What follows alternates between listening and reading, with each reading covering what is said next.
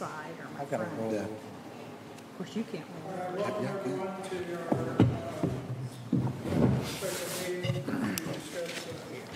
Mid-year budget meeting for Eureka Springs.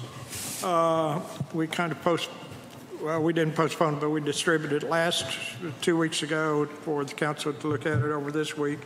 And Michael, you're in here somewhere? Wrong, Michael. Hey, Michael can come up too. Yeah. You can, right here it is. Be careful when you raise your hand. I know. Okay, so we distributed the budget to you last time at the budget workshop. We went over a little bit of it, just some highlights that I wanted y'all to look at it and then see if you had any questions. Yes, that's the one we're talking about. So.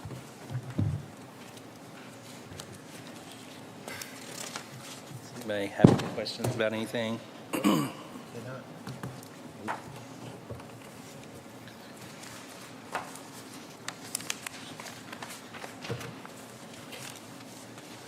Michael, did you explain the increase in 4021? Wait a minute. 4031? Yes. Okay. If you will look at 10004031, and then you'll look on the next page, just about a third of the way down, 01004115. The way that our sales tax comes in is we have 1% and 1%, and 1% of it has to do with the bond. And so we're directly reporting 1% into the general fund, which was this top number. Then what we were doing is we were taking the other sales tax into our debt servicing and then transferring the difference into putting it all into debt servicing and then taking out the bond payment and then transferring that money into our general fund. That was all accounting. It really wasn't a transfer of money. So what we decided to do was start recording both of the 1% in the general fund and only the portion of the bond in the debt service part. So that's why that number came up. Instead of us accounting for it into two categories there, we moved it to where we're only accounting for it in one category now. Okay. So that's kind of those offsetting entries there. We just felt like it was a little cleaner, and it showed our sales tax. He said that last time. I had marked it. I didn't remember.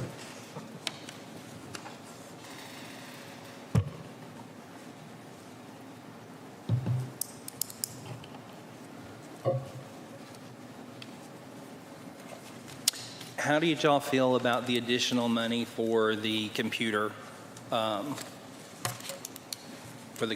project of bringing the whole city under the envelope of one computer? What's the account number for that?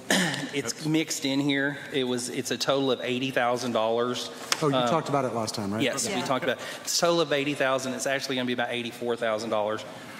But it's $25,000 that we had already appropriated for the police department because it's an upgrade they need because of the body cams. The body cams and the dash cams require a lot more storage, so they didn't have enough storage. So we're having to upgrade their storage for that so that we can keep those files. So we had already appropriated that money. The rest of it is to upgrade the server for the city, which we need desperately because we're running out of room there, and then to bring fire, to do some upgrades at Public Works, and then to bring fire and transit also under the Pinnacle umbrella. Is that broken out in capital improvements somewhere? It was, yes. We did it. When we talked about it last time, I put it on the capital project sheet. I believe I took it off of this one just because we hadn't approved the budget yet. But it was $40,000 for the city, $25,000 for the Public Work, or no, I'm sorry, $40,000 for the city, $25,000 for the police, and then it's about $7,500 for Public Works and about the same for fire and transit, because right now fire and transit, they are not under Pinnacle. They're completely separate, and that's kind of the problem that we ran into. Is a lot of these systems have kind of been hodgepodge together, and then they work great, but then whenever something goes wrong, that person who put them together or did it is no longer around, and they don't know what to do. And so we're trying to bring them all within that system of Pinnacle that handles all of our IT stuff for the city. Another thing on that is we do have a legislative audit that we get audited on our IT, which is separate. And we've been under compliance so far, but they're getting a little bit more in depth on that. And right now, IT can only say, our Pinnacle can only say, we've got the city covered, we've got the police covered, and we got public works covered, but we don't have these other departments covered. So bringing this under, it'll give us that backup where we have the backup on the East Coast and the West Coast should anything go bad, and it'll give us some extra protections that we don't have right now. So I think it is really important to update it. That was kind of my background. I You worked need to, for an electronics manufacturing company, and even though we sold the product to bigger companies, IBM and Broadcom and companies like that, I do realize, well, even in my little photography, I have a drive go down. It's $1,000 to recoup that, if you can recoup that info. And having a city like this, having old data, it's kind of a liability. Yep. So to bring it all up together like that, one can go bad and corrupt another one, and then you just have a disaster. And it gives us the backup. It gives us a lot of firewall protection against hacking. Everything that Pinnacle has been tested by Leg Audit has passed with flying colors, because the first thing they do is they do a ping test against our system, like they're an outside invader trying to hit our system, and we have passed that every time with Pinnacle because they haven't been able to get into our system or anything. So it gives us a lot of backup there. It helps us with the cyber going forward, cyber attacks and things like that. It gives us a lot of added protection. Do you back up anywhere off-site for Yes. disaster recovery? We have backup on the East Coast and the West Coast. Nice. So that should a catastrophe hit one side of the nation or the other, then we'll still be backed up. If it hits the whole nation, then California falls in the ocean, we still have. we still got the other coast. Well, I think it's a good idea. Okay. I think we got to have safe and accessible if it's all the same system that perhaps. I think it's a good investment for us. Yes. Yeah. I remember a time when our website was insecure. So to have these leaps and bounds of movement, I'm super impressed and thankful. Yep. I know it's a lot of money, but it costs a lot of money to do these things. It's a unfortunately. preventative thing, and should somebody get in there or whatever and get in our systems, trying to clean it up and all that kind of stuff will be way more expensive. And Pinnacle is very loyal to us, and they do a really good job. We were one of their first cities back when they were Computer Hut. We were one of the first cities that believed in them. Now they're a big company on the state of Arkansas and have several cities, but they still think of us as like starting them. So, we had a situation in the water department where we were talking to Core & Main about some of these new readers and stuff, and Chris came out and just oversaw or just kind of listened to see if there was anything he could help with from a system standpoint. So they've really helped us a lot and do a lot for us. So this is something that they have suggested that we need, and I think it's a good suggestion for us. So What else? Next. Next. Some of the other highlights, we've talked a little bit about the gardener, bringing on a gardener that will, help beautify the city a little bit. One of the other things was the raises in the police department for the patrol officers. We factored that in to give them $1 an hour raise to kind of bring us up to we're trying to match some of the other cities that are around. I thought that was $3. Billy had asked for $3. When we went back and ran the numbers, we ran the number at $1. So Okay. I'm presenting $1. If you want to, if you're inclined to do more, then we can look at doing more. But at this point, because one of the things I looked at is we're $1 here. This is September. We're fixing to be at the end of the year where they'll be doing annual raises and things like that coming in January. So They're going to be up for another 5% raise, so I just kind of 3%, 2% merit, so, Cost of living, yeah, yeah, All of city employees? yes. not everyone. No, it's not, part of it's merit and part of it's cost of living. Okay. 3%. We instituted that 4 or 5 years ago. Well, we disagree on that one. It says in the code that the council decides what the cost of living raise is, so. But is it for all city employees, every single employee? Yeah. Yeah, okay. So when do we start on next year's budget? Now. We're going to start now. Yeah. As soon as we get this one wrapped up. As soon as we get this one wrapped up, next thing I'm going to bring to you is the cleanup budget for 2023. Just basically, it's where we said this is where we fell, this is where we ended. These are the numbers, so we'll do that probably at the next council meeting. And then that'll put us in the end of September. And then in October, we'll start working on the new budget for 2025. We've already told the department heads to start working on, on next year's budget. Yep. So,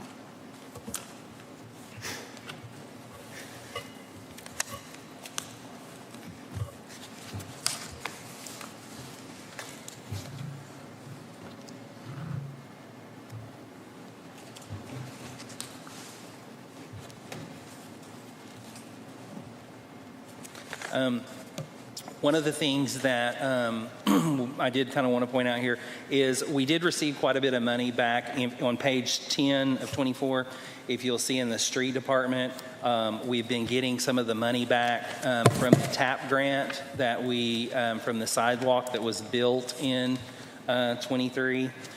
We've been finally getting some of that money back. So we've got a pretty good little surplus going there in the street department. Because we've got about right around $200,000 back from the TAP grant, and we've got about $65,000 more that'll be coming in from that, and that's all from money that was spent in 23. Will be coming in, so that's a good.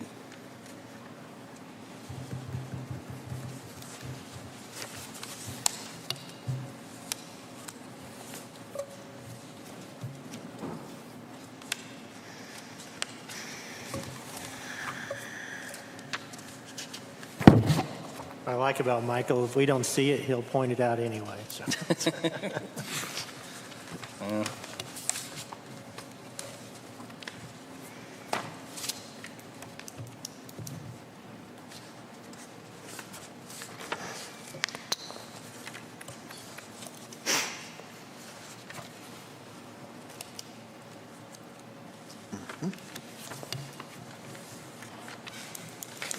What can we spend that TAP grant on?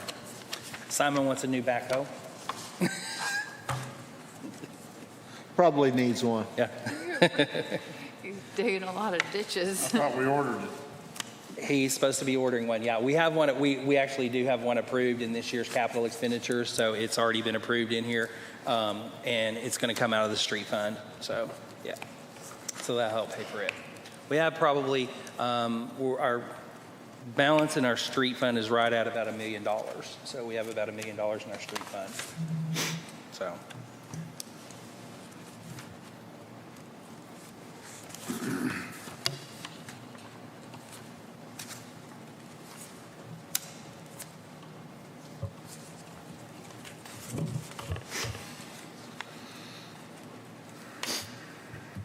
Yeah, if you look on page 13, this is some of those capital improvements that I had put in for the computer system. It was $40,500 for City Hall, $26,000 for police. Right. And then I had put in 45, 45, and 45 for Public Works, Fire, and Transit, but they came in a little bit higher than that. Those were just guesstimates he'd given me at the time. They're more like about $7,000 a piece. So it's about $84,000 is the total. So.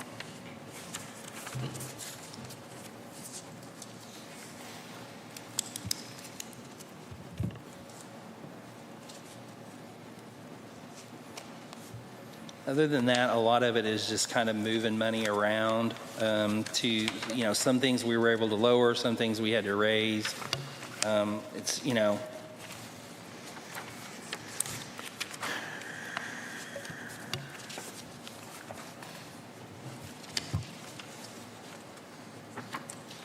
Yeah.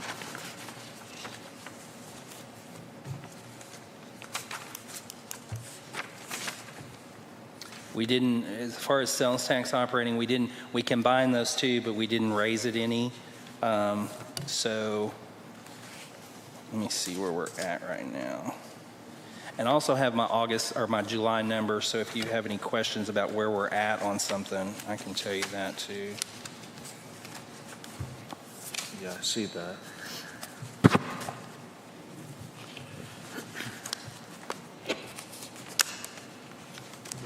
July numbers look pretty good. Yes, we're starting to pull back in. We're going to actually, with our capital infusions, when you look at that revenue sheet, revenue expenditures, you'll actually see down at the bottom of it a profit, because Yeah. when you pull back in what our capital infusions have been and our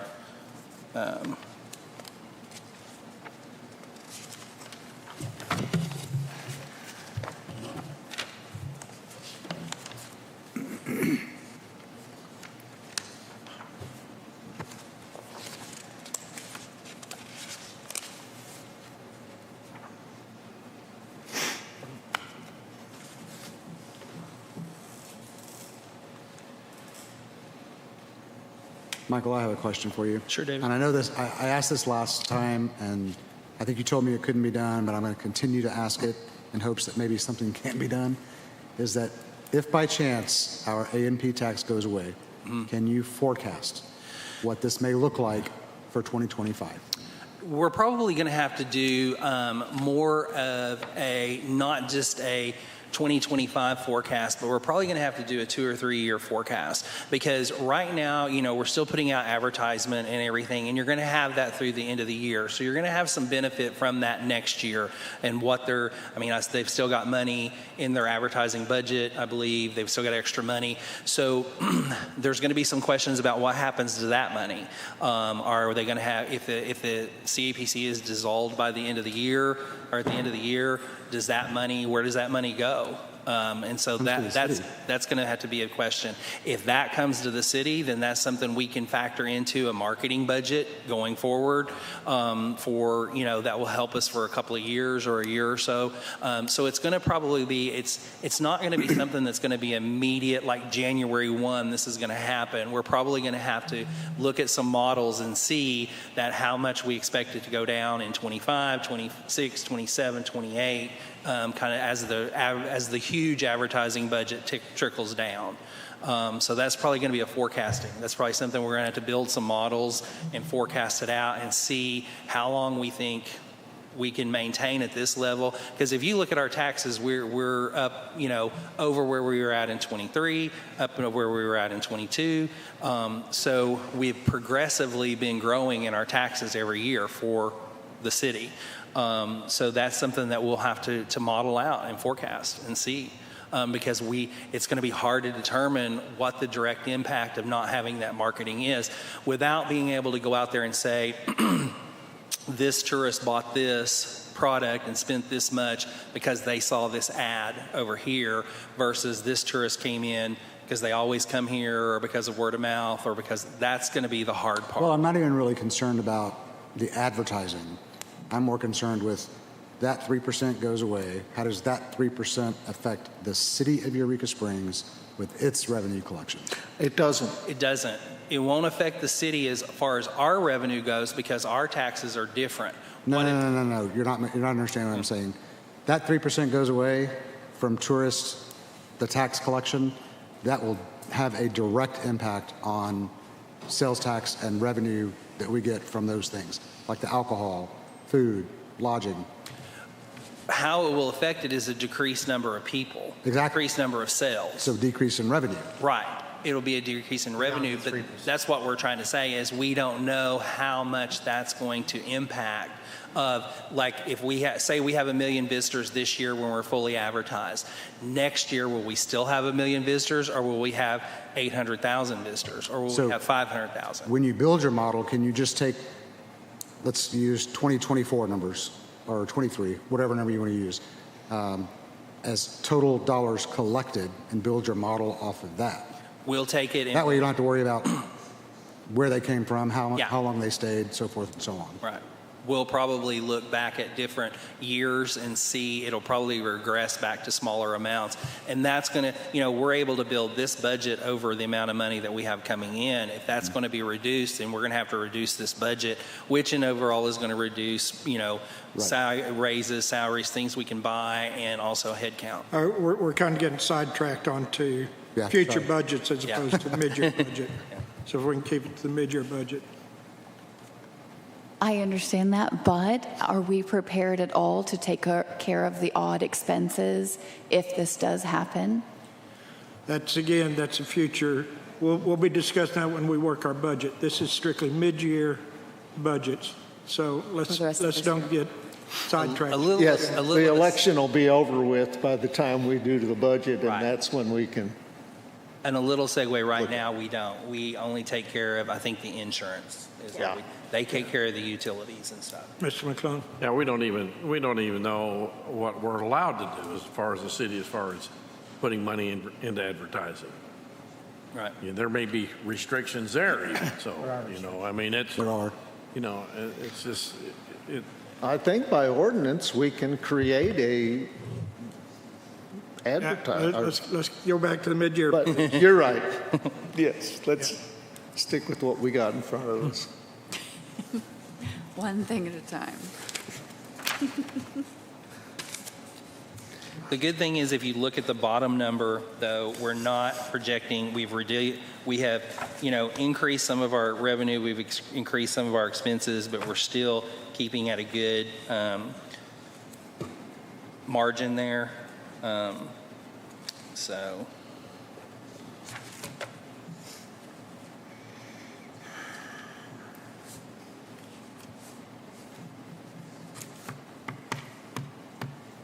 So in essence, we've reduced our budget by $53,902. What, We've reduced our net by Yeah. 53,000, yeah. We've increased our revenue by about 400,000. We've increased our total expenditures by 488,000. So that's a net effect of we reduced our revenue, our profit, for lack of a better word, by 53,000. That makes sense, because right now, we're going into a good revenue time of the year. Yep. As usual. Yes, our taxes that we got for July, our deposit for July and our deposit for August were really good, and they were above 2023's. So.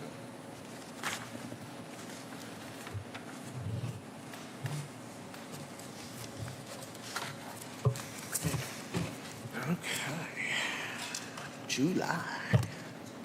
Do we need to hold on to this printout, or is it? No, it is on the agenda for tonight, and what we'll do is it's just a resolution or it's an ordinance.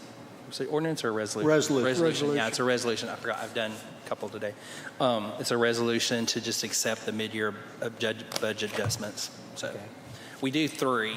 We do the budget, and then we do this mid-year. This is kind of where we've had and where we think we're going, and then we do a cleanup budget at the end that says this is where we ended. So. Okay. And we're doing July next time, right? Yes, yeah. We gave those out today, and then we'll go over that budget packet in the next meeting.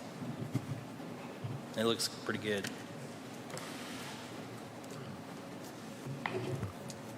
Any other questions? All right. anybody else have anything on mid-year budget? Michael, you got anything else? Nope, that's all I got. All right, Okay, thank you. thanks.